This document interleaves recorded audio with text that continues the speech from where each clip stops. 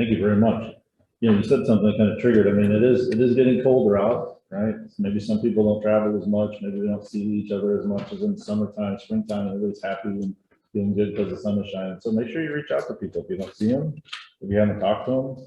You know, we have all kinds of ways to communicate to people these days. So just take a minute. That's right. I didn't see you last week. How was your week? It was good. It was really good. It was really good. Thanks to Dean for teaching class for us. It was great. So appreciate that very much. Nobody threw any rotten fruits or vegetables. Is that right? He's lifting pretty hard. He's lifting pretty hard. He's Yeah, limping. he's limping this week. Somebody tripped him on the way out. Yeah, something happened in the parking lot. I don't know. So we're going to talk about what if Jesus was serious. We have a few things to cover today. See if technology cooperates with us. I don't know if anybody else uses the Bible app. Anybody use the Bible app on your phone? Today's verse of the day was 1 John 2:6, which reads, "Whoever claims to live in him must live as Jesus did." So it kind of ties right in exactly with what we're talking about, right? What if Jesus was serious? He was serious about living like him. So we're going to touch on that a little bit today.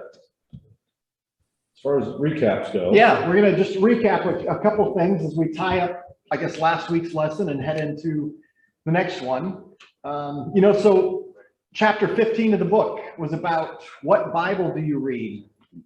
And are we reading just what we want to read? Or are we reading and understanding the entire Bible? And one of the things we looked at was a whole bunch of metrics, right?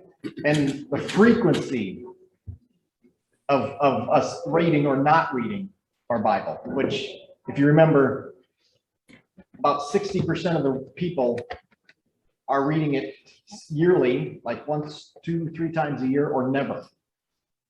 Not very good. And then we broke it a little bit down more by reading during the pandemic. And interestingly enough, the Bible-friendly, the Bible-engaged, and the Bible-centered read the Bible less often in the last 2 years than they previously did. So not only are 60% of us not reading, those people who say that the Bible is important are reading it less than they were before. Which brought us into last week's, I think this is most of the time what you spent on last week, right? Yep.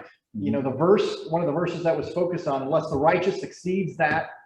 your righteousness exceeds that of the scribes and the Pharisees, you will never enter the kingdom of heaven. Heaven. An accent.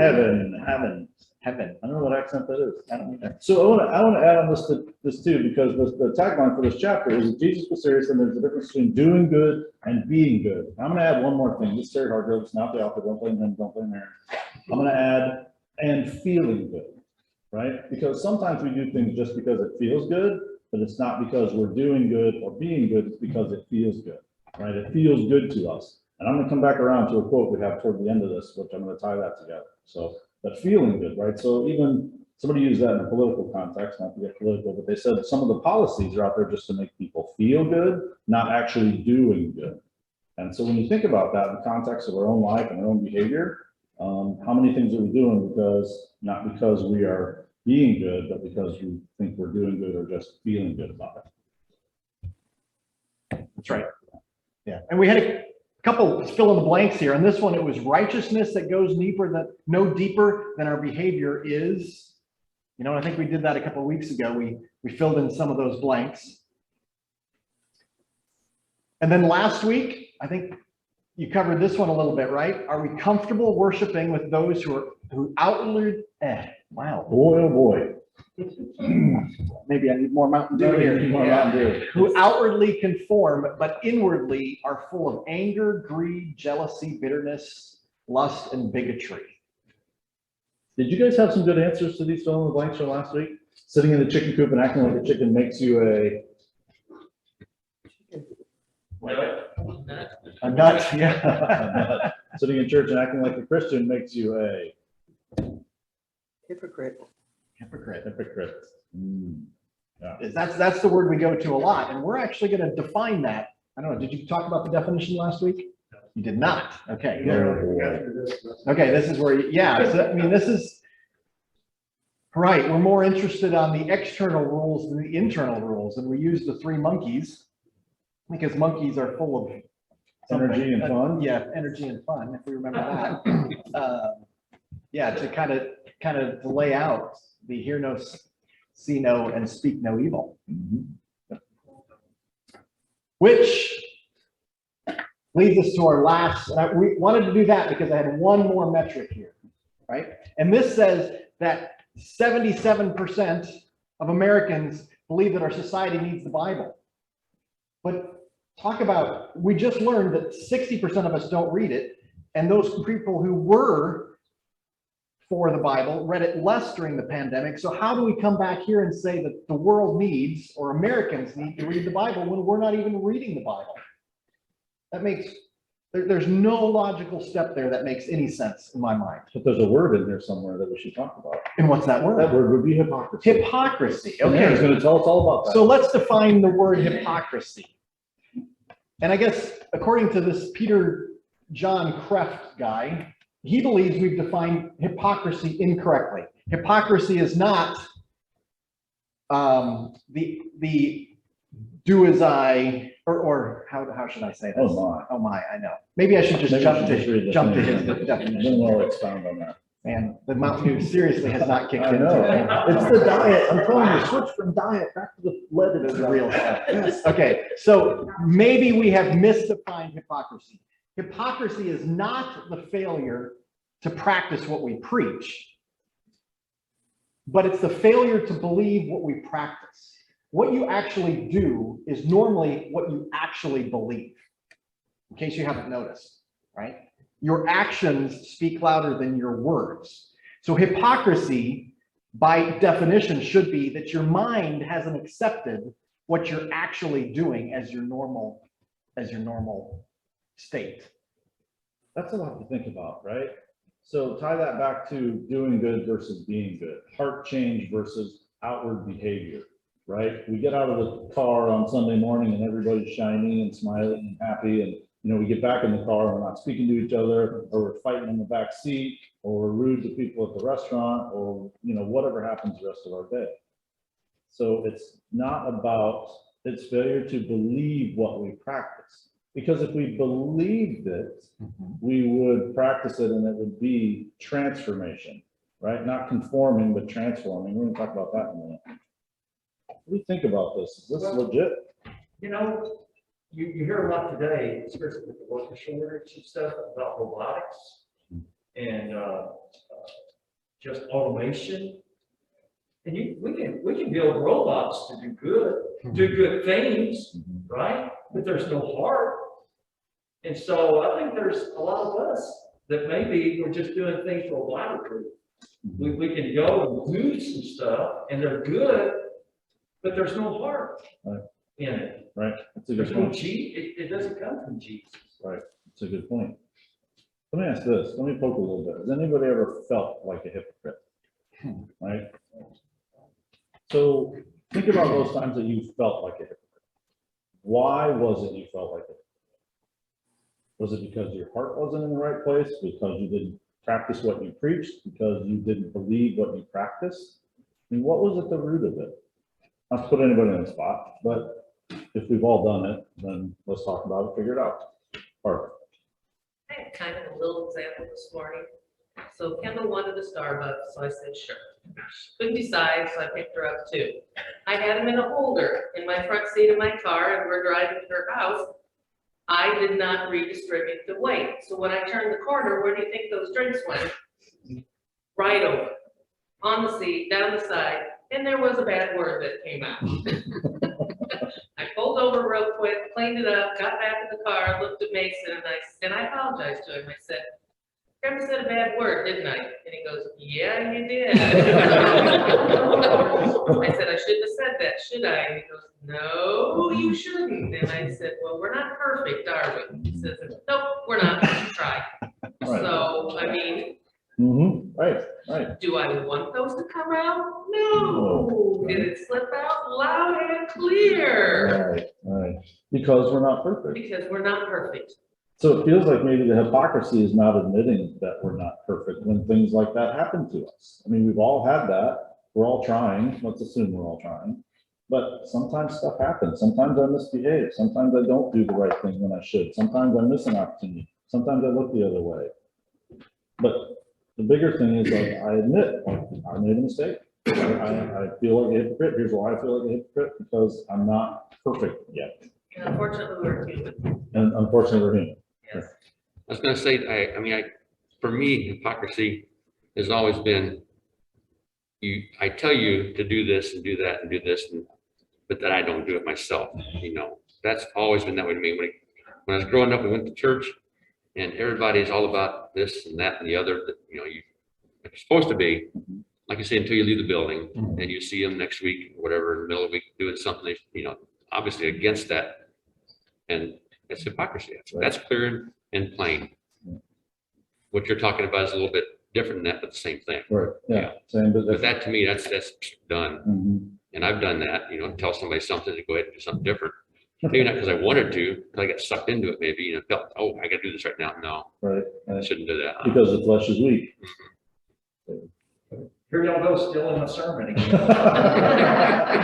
We hacked into your notes. Good thing we go for all right here. But for me, a lot of hypocrisy in my life comes from guilt. As the motivator for me to do something, it's not love for a person, it's not love for God. Either I guilt myself, I feel guilty, so I feel like I've got to do more, or I allow other people to guilt me into doing something that my heart is not in it. It's not out of love, you know what I mean? Right. And I think we as preachers, we have done that for decades with people from the pulpit, trying to guilt people into action instead of out of motivation, out of being full of God. Right, right. Yeah, so one of the things that we used to say in business is guilt is a great motivator, but guilt is not always a healthy motivator. Has anybody ever felt guilty, like they've had to do something out of guilt? Like, I don't want to do this, but I feel like I have to because fill in the blank. I was just gonna say that, when I feel guilty, I really need to work on it and forgive myself, because Satan will turn it into shame. And when you have shame, it separates you from God, because you feel like you're not good enough, and you don't feel like you can come. Right, So exactly. it's very important. Absolutely. Yeah, that's a great point. I don't know if everybody online caught, but sometimes guilt can turn really quickly into shame, right? It's a very slippery slope into shame. And then shame turns into, I'm not a good person, right? I'm bad as a human being. And that is all kinds of stuff that leads to therapy for a long time in life. But we have to be careful with guilt, right? And so if we realize we're doing things out of guilt, we have to work on that. We have to figure out, why am I not transformed? Why am I trying to conform but not being transformed? Is there something inside that preventing me? Like, why do I feel guilty about helping this person on the side of the road? Why do I feel guilty when this happens or that happens? You know, verse that really helps me, like what this lady's talking about, or even Barb, you know, is Romans 8:1. Therefore, there is no condemnation for those who are in Christ Jesus. And that's whenever Satan starts whispering in our ear, whether we said a bad word, slipped, or you know, we're letting our guilt go down to where we feel so much shame that we don't even feel like we're worthy, because we're not. Right. But it's because of Jesus. And if I stay close to Jesus and remind myself, you know what, yeah, I blew it. But you know, thank you, Jesus, because there is no condemnation for those who are in Christ Jesus. Right. Exactly. Exactly. Nita. Don't you think hypocrisy is a lot like you're not genuine with your shortcomings, but then you turn around and you judge people for doing the same things that you were guilty of? Mhm. Yeah, the splinter versus the plank. Exactly. Absolutely, absolutely. But we don't do that. Never. I don't know what you're talking about. Okay. Please. Please. Yeah, very easy to point out all the issues that you see with other people. Well, that speaks to the spiritual blindness, right? And that's one of the things that Jesus condemned. I'll just say religious leaders, because I detest when we use the word Pharisees, because that pushes it away from us. Religious people, he condemned for that very thing, you know? This is a hard thing. And I feel like we all need to stand up and raise our hands like we're in a 12-step meeting and say, hi, my name's Alan, and I was raised in a shame-based religion. I mean, like, I don't know about you, but I know I was. Like, it wasn't about guilt, it was about shame. swear on a stack of Bibles that I would go to a high school dance and I wouldn't dance. Carefully, you got mad. My mother thought I was gonna go straight to hell if I was just in attendance at a high school dance, you know? And so like how warped I think that is today, how destructive that was to my social development, that I thought like just being in attendance, I was like right on the gates of hellfire. That's right. And most importantly, you still haven't learned how to dance. As much as I've tried. Alcohol doesn't lie. I haven't done that in like 20 years, so. Awesome. But I mean, like, we all need to, I think we all need to start by owning the fact that, like, that's what we, if you grew up Church of Christ, unless you were like in about 10 different churches of Christ around the country that were grace-based 35 years ago. I mean, like, it's like within us, it's in our DNA. I mean, that's something, I know, at least me, I'm going to deal with that until I die. Right. Because it's like at the very foundation of my, so. Yeah, but Skye didn't come from our biblical tradition, but he's writing about the same things that he saw in his biblical tradition. Very interesting. Yeah, I'm sure it Yeah. exists in It does, it You know. does. across the board. Absolutely. So another quote ties a little bit into this is, in today's society, looking good and feeling good often trumps doing good and being good. And some people don't know the difference anymore. Right? We've talked about that first sentence in the past couple of lessons. In today's society, looking good and feeling good often trumps doing good and being good. That last sentence is what got me with this. And some people don't know the difference anymore. I do it and I feel good, so it's okay. But is it about being good and doing good? Feels good, so I'll do it. Right? Isn't there a phrase in the 21st century? If it feels good, do it. But Right. sometimes we don't know the difference. That's the spiritual blindness. Yeah, if we're just going through the motions, but it's not in the heart. Actually, social media, when I heard that, I thought of social media, like, before whatever you said. People put out there, all there. So you need what it is, but if that's 100% our society. Right. Like, Yes. the people, a lot of times people that do a lot of true good, Mhm. you really don't know. All right. They don't put it out. Right, yeah, they don't post it. They don't post But it. some people that, they post everything. Right. So weird. I don't know, It is. whatever, it's just weird. But it is weird. It is weird. And you're kind of pointing out, I mean, we kind of poke at social media a lot, right? Especially in these classes and stuff. And I don't know if you would agree or disagree, but I don't know that social media is the problem. Social media seems like it's just revealed the problem, right? It's just a method to demonstrate some of these things that we are already doing, right? I was already trying to feel good in my life and, do all this stuff, but social media just makes it more accessible. Social media is a big problem, because I think social media, I mean, I've heard a girl that was, what kids do over social media, bully, and she killed herself. And social media seems to make everything seem like it's okay. Everything that everybody's okay, because they want everybody to be accepted. But there's some things that God says in the Bible that are definitely not okay, that they're saying are okay. Mhm. So I have a friend who's a 11-year-old girl thinks she's gay. Because I think for her, that's cool. Mhm. Now, I have nothing against that. I'm not prejudiced against that at all. But I'm just saying that's social media, that's a thing. Right. I Influencing disagree that. with me if you want. Influencing that. Yeah, you're exactly right. Yeah, there's influence. By the way, this lady is my sister. But- My little sister. Oh, cool. Nice to meet you. Thanks for coming. Sorry, I'm opinionated. No, it's great. We love that. We need more of that. She's a social worker. No, we need more people that disagree with Aaron. About Alan's dance. In case anybody thinks Alan's a good dancer, it's a good time to speak. We can actually cut that out later, too. I don't think I'm prejudiced against, No. I accept everybody, no matter, I'm not the one to judge. Right. I'm just saying that I think that she gets that from being, she thinks it's Yeah, exactly. Social media definitely has an influence. Absolutely, absolutely. But social media, to a certain degree, is also the reflection of the society's beliefs. Right. Problem is, and we talked about this before, the church's beliefs aren't far from society's beliefs. And so we're not having the impact that we once did. So it gives people an outlet It gives people. that people normally wouldn't have. It gives, you know, I always joke, like, when I read statuses that I think are insane, you know, Mhm. like, oh, really? Would you go to a group of people and just walk up and just like And just say that. spout Yeah. that to something, like to a whole group of people? No. Right, Because exactly, they would think you're insane. exactly.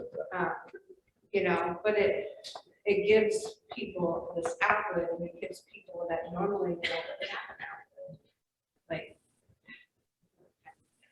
I see it every day, so I see Yeah. the same deal, like, you know, but, yeah, I do think I kind of agree with her. Mhm. I agree with you, like, that it is before, you know, it's always been a problem. Right. But I see it every single day, like how consumed these kids are with it. Mhm. And it gives them such an outlet that they absolutely never would have had. Right. You know, which I know is kind of away from that point, but it also gives them an outlet to put the good in. Right.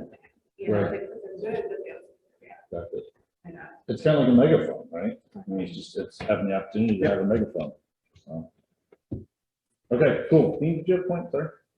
Just on the last part about being good, I think there's a part of it that is your relationship with God, and that God is really the only one that's gonna know what's really happening in here, because I could be really good at looking like, you know, I have a relationship with God, and I'm doing it because, you know, I love God, and I'm trying to, because what I believe.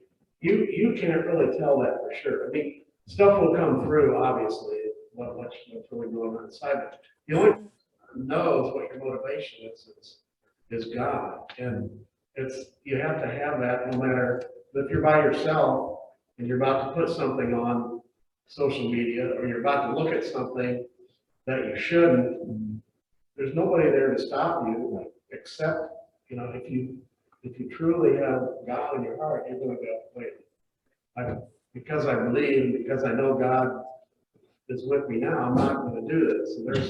And he's the one that would ever, in most cases, know. Right. Well, and like to go back to like what we're talking about, like in the last slide, like the looking good. I think something that Anita said was like, you know, it's really easy to judge people, you know, really harshly when we do the same thing. Well, it's also really easy to judge people that are struggling with things that we don't struggle with, you know? So like apples to oranges, it's like super easy to do that, especially if we look good and we feel good about looking good, right? But we're not being good people if we're judging others, you know, and looking down our self-righteous noses because we don't struggle with those things.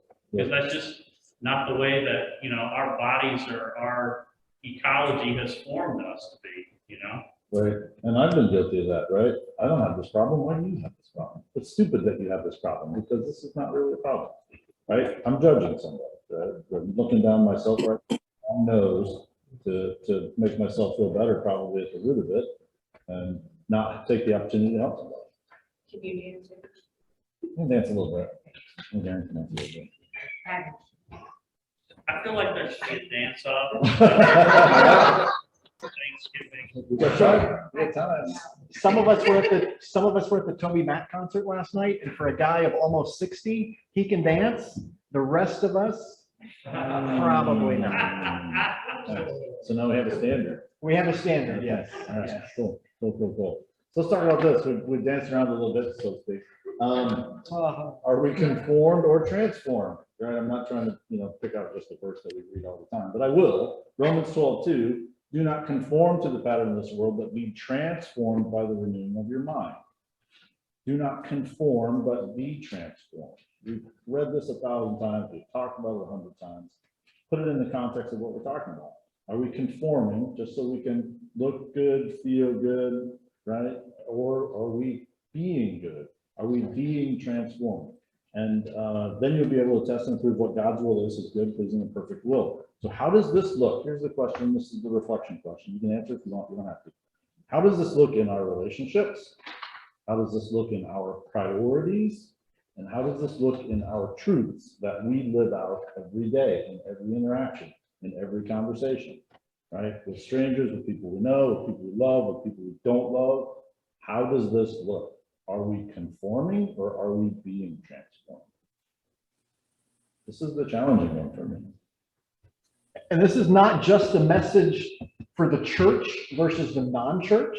This is also a message for the church versus the church leadership, or the Pharisees and the Sadducees, right? I mean, it's both of those things. Don't be transformed to ideology. Be transformed to Jesus. All right. So you guys have probably seen some version of this that's ran across my news feed or something this week. It was like a young teenage girl, and she was not arguing, but having a conversation with a guy who was trying to get her to go to church. And her overall point was, you know, you have this impression that the young people in America are leaving God. We're not leaving God, we're leaving church because we don't see God in church, right? We've talked about this a little bit. And you've probably seen some version of this. But that's, I think, this is the root of that, right? Because we show conformance, right? And you guys are nice on Sunday mornings and it seems okay, but then when I have coffee with you later and ask you really hard questions and challenge what you think, and you don't have great answers, or you won't even engage me, or you get angry really quickly, or I've seen you out in public, right, on a Tuesday night, and you're not demonstrating what we just talked about on Sunday, and are you even on the journey? Like all these things, right? When all the only example that younger, let's pick the younger just for conversation purposes, when all they see is the conforming and not the transforming, then how can there not be confusion? Good point. And Oh, sorry. Yeah, you know, and I think that goes back to several slides back. That are we satisfied? Are we comfortable going to a gathering where we're comfortable with conformity only versus life change? You know, and I know that's what a lot of our young people say because I talk to them. You know, they see a group that conforms, and it's like, again, you know, okay, so when you're sitting in a chicken house, what does that make you? Well, it makes you, it really, we say, well, that makes you a nut if you think that's gonna make you a chicken. What about when we come and sit in the church building thinking that that's gonna make us a Christian by sitting in the church building? And I saw something on Instagram. They showed a church full of people, church building full of people, and it said, if you go to church and you're not being transformed, that's all you're doing is going to church. You know, and I thought, wow, I mean, that was very impactful, really, because it showed all these people, you know, and you would think, wow. And I think that for a long time, that's how we have measured success as a church, is by how many people are sitting in the pew. It has nothing to do with us and our relationship with God. Right. Yeah, it turns into quantity over quality. I'd rather have conversations like, man, I slipped yesterday. Let's talk about that. Help me with this. I'm struggling. I know you had this and you're overcoming it. So I'd rather have those conversations than, nope, we're all good. Everybody's fine. Not a problem. And it's also ironic, we as a church, large church, are some of the people who are most adamant that we absolutely know the answer. But we're also a group that is the least likely to be in the Word. Very interesting how we can be both so positive, yet spend no time in supposedly the book that gives us the answers. Or with the person who gives us the answers is probably the better answer. I'm thinking like Alan said, when we were growing up, there's only a half a dozen, maybe a dozen verses that explains everything. Yeah. You know, if you know those verses, you memorize those as a little kid, you're good to go. You don't have to read the rest of it. Right. Yep. Yeah. Yeah, it doesn't seem And all quite of those right. were what made this so much better than that church down the road. Yeah. Yeah. Oh, yeah, Exactly. absolutely. Exactly. So where else in our lives does this work, where I can be an expert on something, but not be an expert in it, but not read it, not talk about it? I mean, pick anything. Driving a car. I'm really good at that, but you know, I've never read the manual. I've never used a car. I or firearms. Yeah, I read the first couple pages. I think it's all good from here, right? It becomes dangerous. It does. And if we think it's not dangerous, we're fooling ourselves. What we got next? Is it the next section? We're moving on to the next section. Okay. That was my job. Okay, go ahead. In the next 4 minutes? I don't know. Should we just read the next section?